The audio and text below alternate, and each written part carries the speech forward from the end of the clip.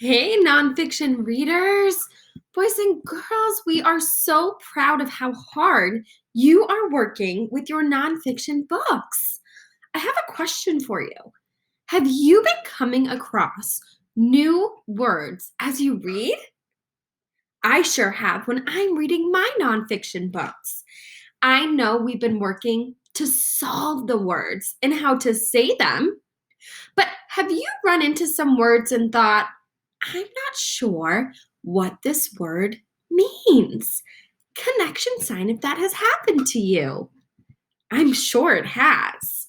Today, boys and girls, I'm going to teach you that when readers run into a new word, they don't ignore these words, or do they let these words trick them from reading the rest of their books? They say the word, then they think, what does this new word mean? Let's think about that one more time. They say the word the best they can and then think, what could this word mean? Let's take a look at this little checklist. Let me move this out of the way for a second. So, readers learn new words as they read. That's what's so awesome about these nonfiction texts. You are learning so many new facts. So, number one, I can stop at a tricky word. Number two, I can think about what I see. Number three, I can say the word the best I can. Number four, and this is new today, I can think, what does this new word mean? Remember to use what is happening on the page. So, boys and girls, when you get to this new word, you're thinking, what is this book all about? What is happening on this page? We're going to do this all together with a book about doctors. So, keep that in your brain. We know this book is about going to the doctor. Okay, that's our background knowledge. Now, when we get stuck on a word, we are going to think about what that word can mean. Here we go, boys and girls. If you break a bone, the doctor puts on a, all right, let's move this to the side. Cast. What's the word? Cast. I stopped at my tricky word. I think about what I see. I see something that the doctor's putting on her. Then I said the word the best that I could. Now I have to think, what does this new word mean? Well, let's keep reading and then we'll go back. If you break a bone, the doctor puts on a cast until the bone heals. Oh, boys and girls, take a second to think. What does this new word mean? Yes, you are right. Here is the doctor putting on a cast. It goes over the broken bone to help it heal. Do you notice how we didn't just move on when we got to a new word? We had to stop and think about what it means. Let's go ahead and try it again. Ooh, look at the picture. All right. Oh, here's the tricky word. We're going to stop right away because that's number one on our checklist.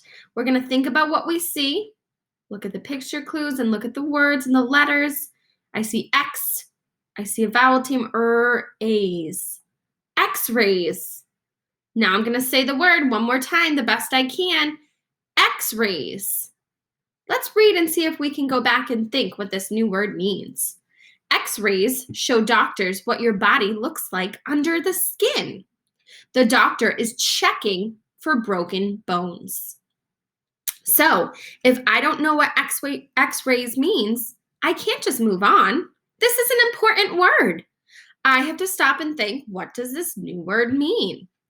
Well, boys and girls, take a look at your picture clues, and it says it right here. Here is an X-ray.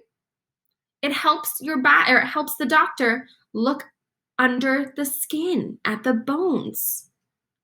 Another important word to add to our topic. So, boys and girls, we have learned so many good habits for solving hard words this year. Let's take a quick look at our anchor chart to review. Of course, we can start by checking the picture, but we know in first grade that doesn't always help us now. So we can look at parts of the word. We're going to get a running start, so we're going to look at the very beginning. We're going to check the word to make sure it looks right and makes sense. And then we're going to do a double check. We can try it two ways. That's our vowel sounds. So if we said the word cap, but it was really a superhero wearing a cape, I can change the a to a. We can crash parts of words together. And then we talked about doing a slow check with our finger underneath the word to make sure.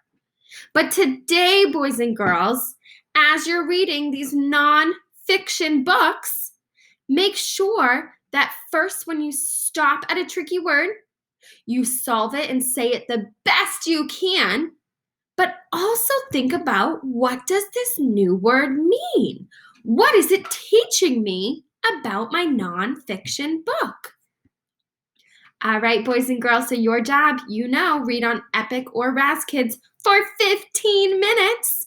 Make sure you're finding a nonfiction book, and make sure that you're stopping at new vocabulary words to think, what do they mean?